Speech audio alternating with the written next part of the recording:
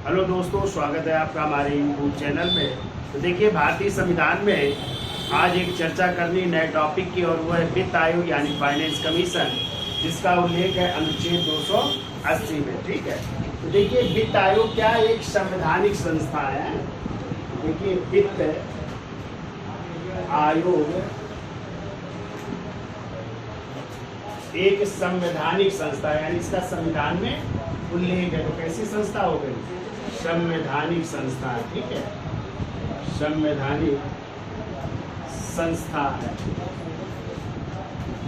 अब देखिए आज वित्त आयोग का गठन कौन करता है? तो वित्त आयोग का गठन करते हैं राष्ट्रपति द्वारा। किसके द्वारा? राष्ट्रपति द्वारा वित्त आयोग का गठन किया जाता है। ठीक है, यदि पूछा जाए वित्त आयोग का कार्यकाल कितने वर्ष का होता है, तो 5 वर्ष का। कितने वर्ष का? 5 वर्ष का इसका कार्यकाल होता है। अब यदि आ जाए वित्त आयोग में जो है अध्यक्ष कितने होते हैं, तो अध्यक्ष होते हैं एक। कितने होते हैं? एक अध्यक्ष होते हैं, और अध्यक्ष उसी व्यक्ति को बनाया जाता है जिसको जो है सार्वजनिक जीवन में जो है अनुभव होता है, पर्याप्त अनुभव होता है। ठीक है, और इन लोग जिसको सार्वजनिक जीवन में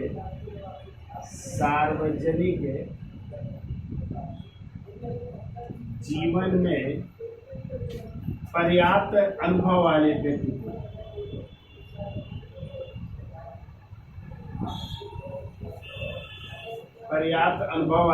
को अध्यक्ष बनाया जाता है, और इसको जो है कैबिनेट मंत्री का दर्जा प्राप्त होता है। कैबिनेट मंत्री का दर्जा प्राप्त होता है। ठीक है, यानी किसके बराबर होता है? कैबिनेट मंत्री के बराबर होता है। फिर इसके बाद सदस्य होते हैं, और सदस्यों की संख्या होती है 4। कितने सदस्य होते हैं? 4 सदस्य होते हैं, और ये जो है किस क्षेत्र से होते हैं, तो ये भी याद रखिएगा, ये उच्च न्यायालय का न्यायाधीश बनने की योग्यता रखते हैं। पहला लिख लीजिएगा, उच्च न्यायालय का न्यायाधीश बनने की योग्यता। न्यायाधीश बनने की योग्यता रखते हैं।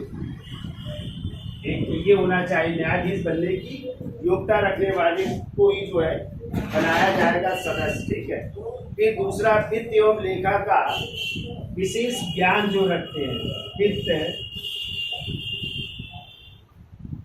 एवं लेखा का विशेष ज्ञान रखने वाले व्यक्ति को बनाया जाता है, और इनका दर्जा होता है किस मंत्री के बराबर? राज्य मंत्री के बराबर दर्जा, यानी इनको राज्य मंत्री का दर्जा प्राप्त होता है। इसको सदस्यों को जो है। ठीक है, तो ये दोनों चीजें आपको याद रखना है। ठीक है, अब देखिए आयोग का दायित्व क्या होता है, क्या करता है आयोग? लिख लीजिए, दायित्व में केंद्र एवं राज्यों के मध्य वित्तीय संसाधनों का बंटवारा करता है। केंद्र व राज्यों के बीच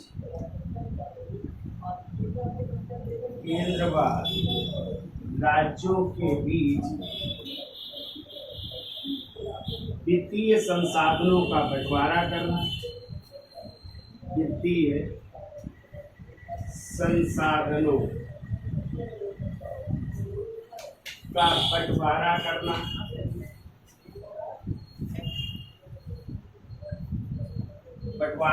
होता है, और जो विवाद होता है उसका निपटारा करना है, और देखो संबंधित विवादों का निपटारा करना। संबंधित विवादों का निपटारा करना। तो ये इसके दायित्व होते हैं। ठीक है, तो इसका स्क्रीनशॉट ले लो, फिर आगे चलते हैं। वर्ड लिखिए, देखिए वित्त आयोग वित्त आयोग भारत की संचित निधि से राज्यों को, भारत की संचित निधि से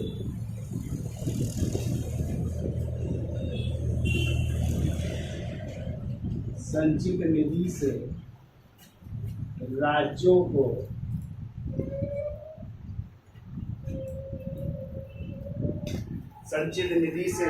को अनुदान देने के बारे में,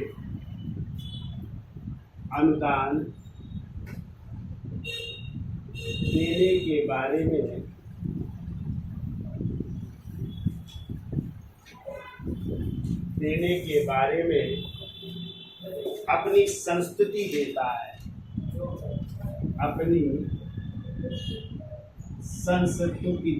है, और ये कहता है अनुच्छेद 275 है, अनुच्छेद 275 के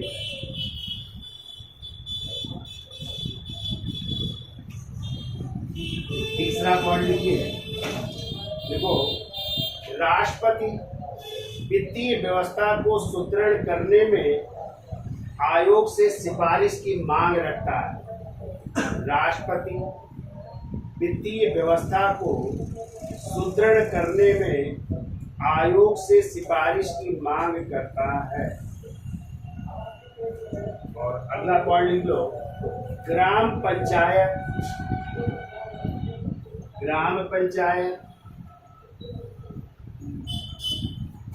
एवं शहरी नगर निकाय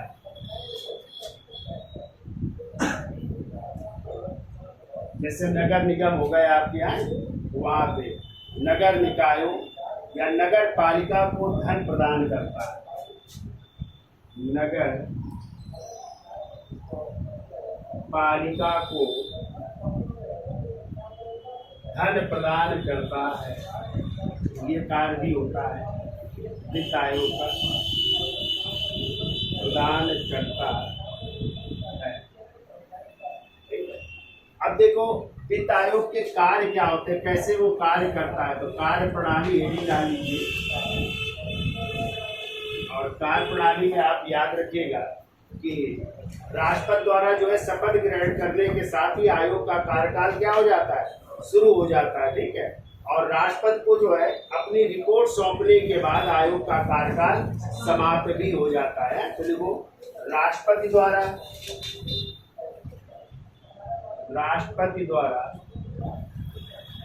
शपथ ग्रहण कराने के साथ ही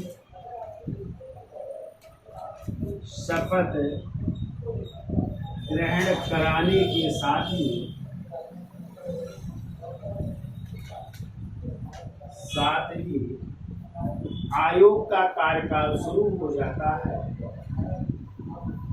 आयोग का कार्यकाल शुरू हो जाता है।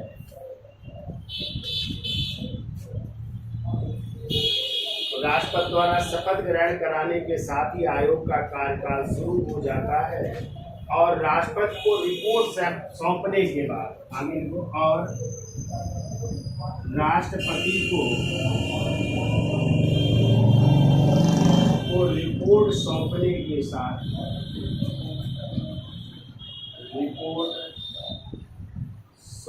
के साथ ही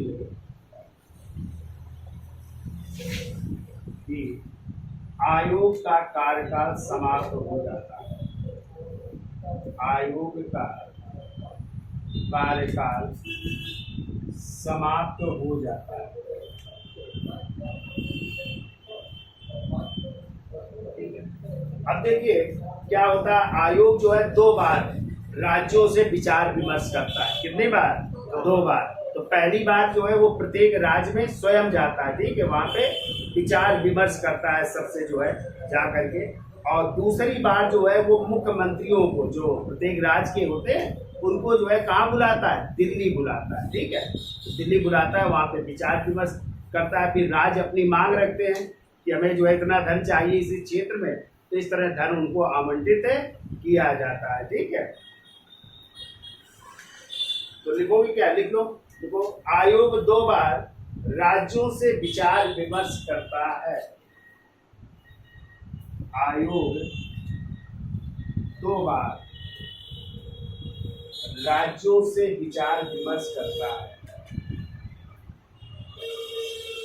राज्यों से विचार विमर्श करता है। पहला लिखो, पहली बार वह राज्यों की राजधानियों में जाता है। पहली बार राज्यों की राजधानियों में जाता है।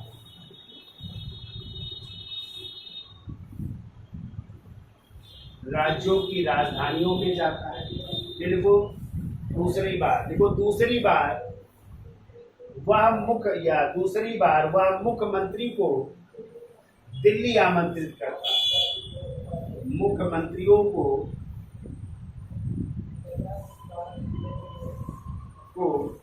दिल्ली आमंत्रित करता है। दिल्ली आमंत्रित करता है। इस तरह 2 बार जो है वो बात करता है। पहली बार वो प्रत्येक राज्यों की राजधानियों में जाएगा और दूसरी बार वो मुख्यमंत्रियों को दिल्ली आमंत्रित करेगा। ठीक है, अगला पॉइंट लिखो, देखो आयोग अपनी रिपोर्ट तैयार करके, आयोग अपनी रिपोर्ट तैयार करके राष्ट्रपति को सौंपता है। आयोग अपनी रिपोर्ट तैयार करके राष्ट्रपति को सौंपता है, जिसे वित्त मंत्री द्वारा संसद में रखवाया जाता है। जिसे वित्त मंत्री द्वारा संसद में रखवाया जाता है।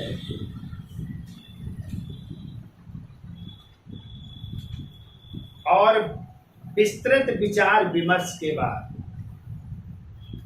और विस्तृत विचार विमर्श के बाद आयोग की रिपोर्ट, और विस्तृत विचार विमर्श के बाद आयोग की रिपोर्ट बजट के माध्यम से, आयोग की रिपोर्ट बजट के माध्यम से कार्यान्वित की जाती है।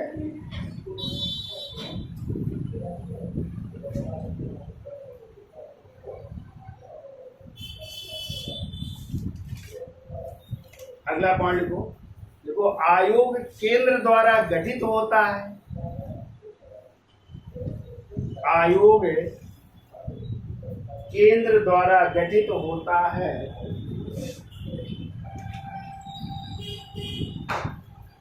आयोग केंद्र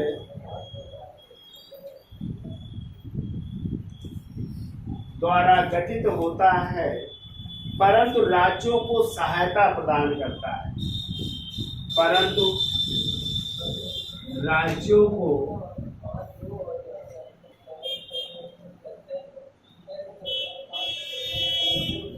को सहायता प्रदान करता है। अतः इसे सहकारी संघवाद का सशक्त उपकरण माना जाता है। अतः इसे सहकारी संघवाद का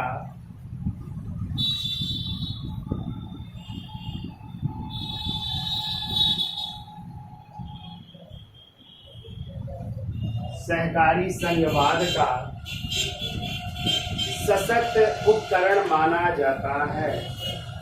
ठीक है, तो देखिए अब तक कितने वित्त आयोग गठित हो चुके हैं। तो वर्तमान में यदि बात की जाए तो 16 वित्त आयोग गठित हो गए हैं और 16वां वित्त आयोग अभी गठित किया गया है। किसकी अध्यक्षता में? कौन बने 16वें? अरविंद पनगड़िया, जो नीति आयोग के प्रथम उपाध्यक्ष भी थे। ठीक है, तो चलिए हम कुछ आयोग शुरू के बता देते हैं और लास्ट के लिखा देते हैं, जो यही पूछे जाते हैं ज्यादातर। तो शुरू के लिख लीजिए, तो ऐसे लिखिए, बना लीजिए कॉलम ये। एक में लिखो क्रम, दूसरे में लिखो गठन का वर्ष, तीसरे में अध्यक्ष का नाम और चौथे में क्रियान्वयन वर्ष है। तो देखिए पहला वित्त आयोग, देखिए पहला वित्त आयोग, और ये गठित हुआ था 1951 में। कब गठित हुआ था? 1951 में गठित हुआ था। और पूछे जाते हैं इसके अध्यक्ष कौन थे, तो केसी नियोगी साहब थे। कौन थे? केसी नियोगी जी इसके अध्यक्ष थे। और इसका क्रियान्वयन वर्ष था 1952 से लेकर के 1957 तक के लिए था। ठीक है। फिर ये दूसरा वित्त आयोग 1956 में गठित हुआ था। 1956 में के संथानम की अध्यक्षता में, के संथानम की अध्यक्षता में गठित हुआ था। और इसका क्रियान्वयन वर्ष लिख लो 1957 से 1962 तक था। ठीक है। फिर इसके बाद तीसरा भी लिख लीजिए। तीसरा 1960 में गठित हुआ था। तीसरा 1960 में गठित हुआ था ए के चंद्रा की अध्यक्षता में। ठीक है। ए के चंद्रा की अध्यक्षता में। और ये 1962 से लेकर के 1966 तक के लिए था। चौथा लिख लीजिए 1964 में गठित हुआ। 1964 में गठित हुआ था डॉक्टर पीवी राज मन्नार की अध्यक्षता में।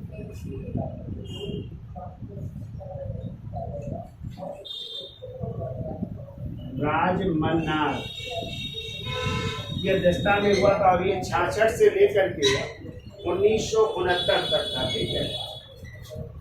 1966 से 1969 तक। ठीक है।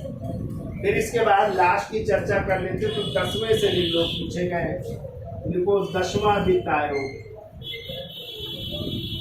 और 10वां वित्त आयोग गठित हुआ था 1992 में। और ये गठित हुआ था कृष्णचंद्र पंत यानी केसी पंत की अध्यक्षता में। कृष्णचंद्र पंत की अध्यक्षता में गठित हुआ था। और इसका कार्यकाल था 1995 से 2000 तक था। 1995 से लेकर सन 2000 तक था। फिर इसके बाद 11वां वित्त आयोग, और 11वां वित्त आयोग गठित हुआ था आपका 1998 में। और ये गठित हुआ था अली मोहम्मद खुसरो या एम खुसरो, अली मोहम्मद खुसरो जी की अध्यक्षता में गठित हुआ था।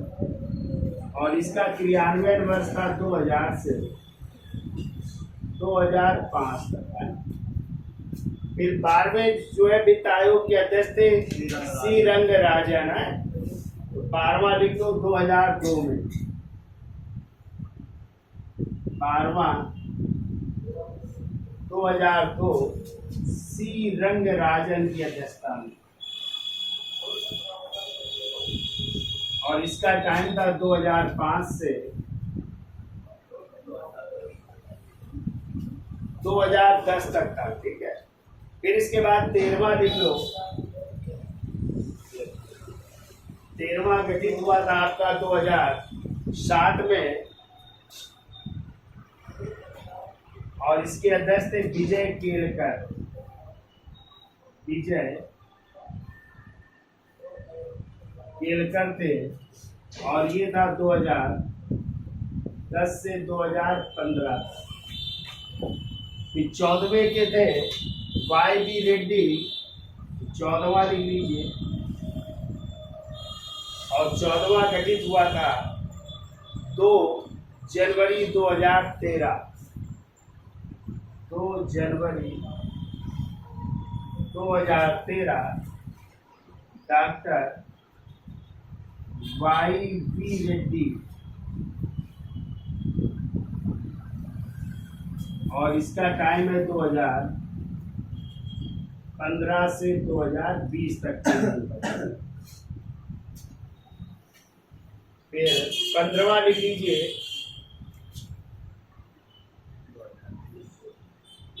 और 15वां जिसके अध्यक्ष थे NK सिंह यानी नंद किशोर सिंह, ये गठित हुआ था 27 नवंबर 2017 को। और इसके अध्यक्ष थे NK सिंह या नंद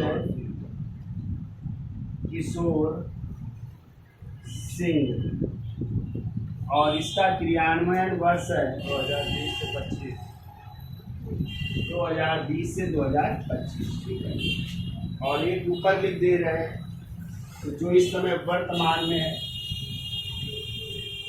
तो देखिए 16वां वित्त आयोग है, 16वां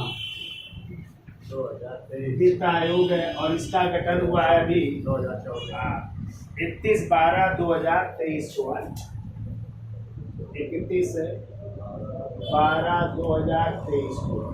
इसी के अध्यक्ष बने अरविंद पनगड़िया, ये याद रखिएगा आप लोग, अरविंद पनगड़िया बनाए गए।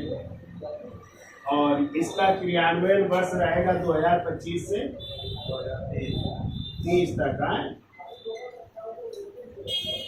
तो ये इस तरह 16 वित्त आयोग जो है तक गठित हो गए हैं। ठीक है, याद हो जाएगी।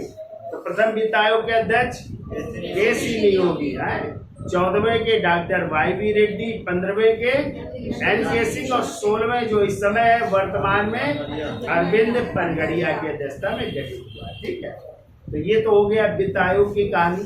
अब चर्चा कर लेते हैं अंतर्राज्यीय परिषद की है, और अंतर्राज्यीय परिषद का उल्लेख है अनुच्छेद 263 में। किसमें है? तो लेकिन इसको जो है बाद में गठित किया गया, और इसका फिर जो है गठन जो है BP सिंह का नाम सुना है, विश्वनाथ प्रताप सिंह। तो 1990 में इसकी बैठक हुई, अध्यक्षता की थी BP सिंह, लेकिन ये ज्यादातर कार्य इसकी बैठकें होती नहीं है। तो कभी आ जाए अंतर्राज्यीय परिषद का उल्लेख किस अनुच्छेद पे, तो क्या बताओ, अनुच्छेद 263 में। और इसका अध्यक्ष कौन होता है, बहुत पूछा जाता है। तो प्रधानमंत्री इसके क्या होते हैं, अध्यक्ष होते हैं। तो चलिए थोड़ी बहुत शार्ट में चर्चा कर लेते हैं, इसका स्क्रीन शॉट ले लो, फिर आगे चलते हैं। तो देखिए अगला टॉपिक चर्चा कर लेते हैं अंतर्राज्यीय परिषद या इंटर स्टेट काउंसिल, जिसका उल्लेख है अनुच्छेद 263। तो यदि आ जाए अंतर्राज्यीय परिषद का उल्लेख किस अनुच्छेद में, तो क्या बताओगे, अनुच्छेद 263 में। ठीक है, अब इस परिषद को गठन करने का अधिकार किसके पास है, तो राष्ट्रपति के पास। तो देखो गठन किसके द्वारा, तो लिख लो राष्ट्रपति द्वारा, राष्ट्रपति द्वारा। ठीक है, और इसका यदि आ जाए कि गठन कब हुआ, सर्वप्रथम पहली बार है, तो लिख लो सर्वप्रथम गठन, और इसका गठन हुआ था, लिख लो 28 मई 1990 को है, 28 मई 1990 को इसका गठन हुआ। और इसकी प्रथम बैठक हुई, वो प्रथम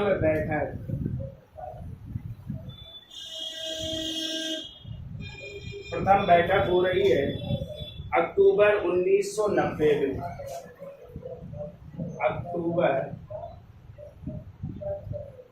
1990 में हो रही है। और इस बैठक की अध्यक्षता करते हैं, कौन करता है, तो देखिए इस बैठक की अध्यक्षता की थी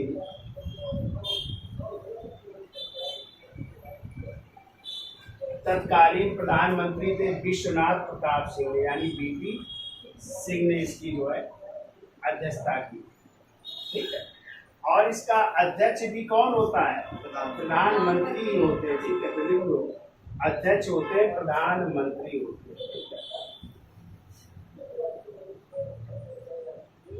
तो बहुत पूछा जाता है कि अंतर्राज्यीय परिषद के अध्यक्ष कौन होते हैं, तो आपको क्या बताएंगे, प्रधानमंत्री होता है। ठीक है, तथा जो है इसके सदस्य निम्न, तो सभी राज्यों के मुख्यमंत्री हैं, तो सदस्य लिखिए सभी राज्यों के मुख्यमंत्री, सभी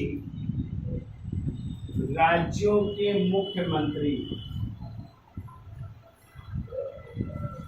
एवं जो केंद्र शासित प्रदेश है, ठीक है, केंद्र शासित प्रदेशों के मुख्यमंत्री, और जहां पे नहीं है वहां पे उपराज्यपाल है, तो देख लो केंद्र शासित प्रदेशों के मुख्यमंत्री।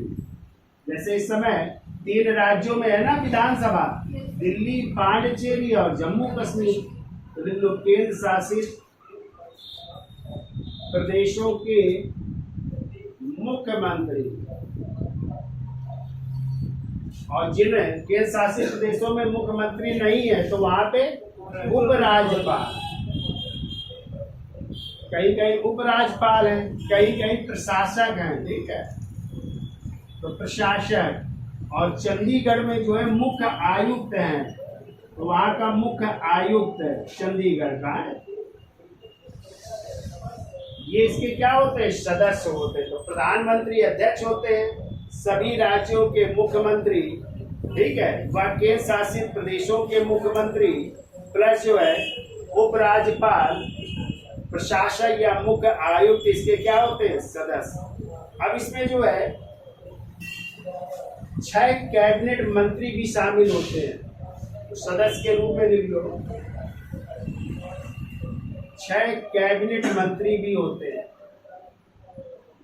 कैबिनेट मंत्री भी इसके सदस्य होते हैं, ठीक है।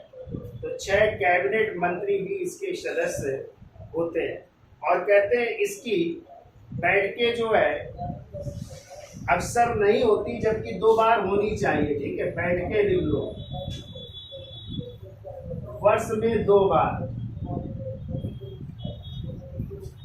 वर्ष में 2 बार होनी चाहिए, लेकिन ज्यादातर हो नहीं पाती है, ठीक है।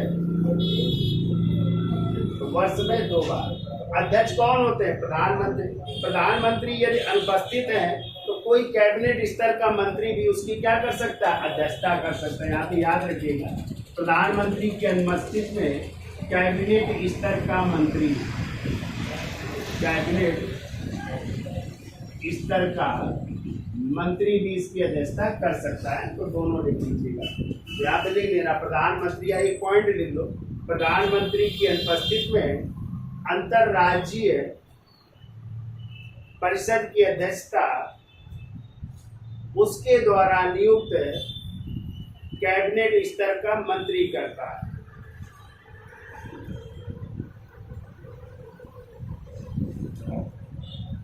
फिर लिख लो कार्य क्या होता है इसका, कार्य लिख लीजिए अंतरराज्यीय परिषद का। तो लिखिए राज्यों के बीच उत्पन्न विवादों की जांच करना, राज्यों के बीच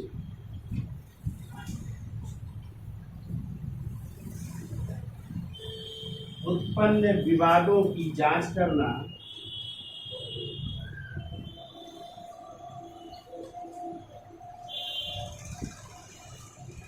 उत्पन्न विवादों की जांच करना और उन पर सलाह देना, और उन पर सलाह देना।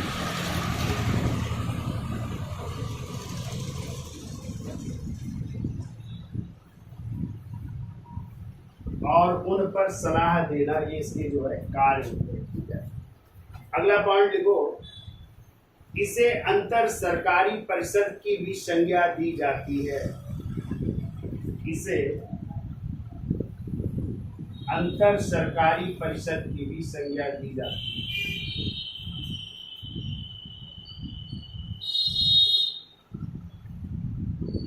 की संज्ञा दी जाती है, अंतर सरकारी परिषद की संज्ञा दी जाती है।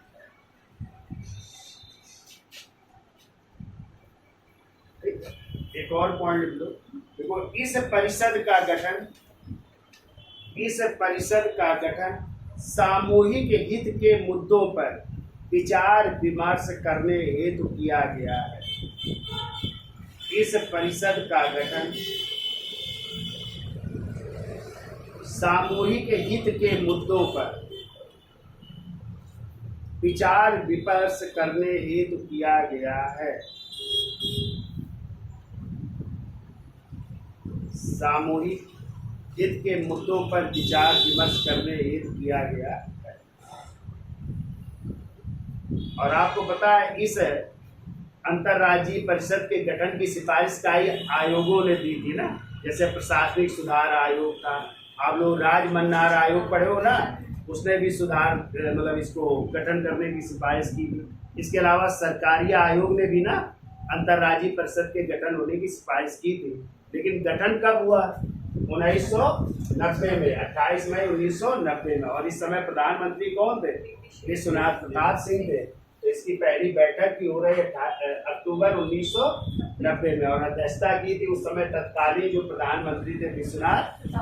ठीक है, तो यही एक उदाहरण मिलता है कि इसकी बैठक हुई है, जबकि नियम ये है कि 2 बार होनी चाहिए। इसके बाद इसकी बैठकें ही नहीं हुई हैं। ठीक है, लेकिन याद रखिएगा संवैधानिक आयोग है, इसका उल्लेख है अनुच्छेद 263 में। और अध्यक्ष कौन होता है? प्रधानमंत्री। प्रधानमंत्री नहीं है तो उसके द्वारा नहीं तो कोई कैबिनेट स्तर का मंत्री फिर इसकी अध्यक्षता करे। लेकिन बहुत ज्यादा ये कार्य नहीं कर रहा है। और कार्य क्या है इसका? मेन तो राज्यों के बीच जो विवाद हो जाता है उसकी जांच करना और उनको क्या देना? सलाह देना। ठीक है, ये इसके कार्य होते हैं। तो ये है आपका अंतर्राज्यीय परिषद। अब जो है चर्चा कर लेते हैं जल संबंधी विवाद, नहीं होते नदी संबंधी विवाद, तो ये भी इसका उल्लेख है अनुच्छेद 262 में। किसमें है? तो ये याद रखिएगा, हम एक लाइन में बता देते यदि आ जाए कभी कि जो अंतर्राज्यीय नदी जल विवाद होते हैं उनका उल्लेख किस अनुच्छेद में है? अनुच्छेद 262। ठीक है, तो उसके बारे में थोड़ा सा लिखा देते हैं, बाकी याद रखिएगा अनुच्छेद 262। तो इसकी साल ले लो इसका।